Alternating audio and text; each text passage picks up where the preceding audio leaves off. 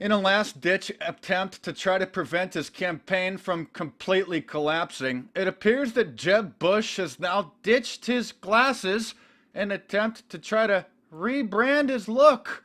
In an interview with Sean Hannity last night on Fox News, he appeared, strangely, for the first time in a major interview, without his glasses.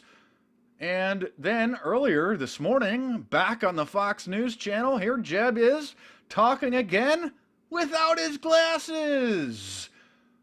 Back in October, Jeb revealed that his advisors urged him to use contact lenses instead of his glasses because, well, let's face it, the American people so brain dead that they vote based off of style, not substance in most cases.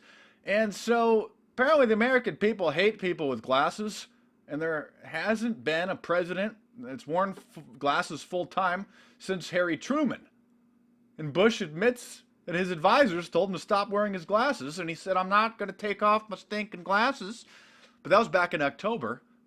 And now that his campaign is virtually over, in a final last-ditch attempt to try to rebrand himself as a winner, Jeb appears to have got some contact lenses. He's let the Illuminati down. He was supposed to be the Illuminati's favorite, or at least the fall guy, really, for Hillary Clinton. But Jeb can't muster up the charisma to get more than, I don't know, 2% of the population to even care for him. And he's not even using his last name because the name Bush has such negative connotations. It's Jeb. It's Jeb 2016. Jeb.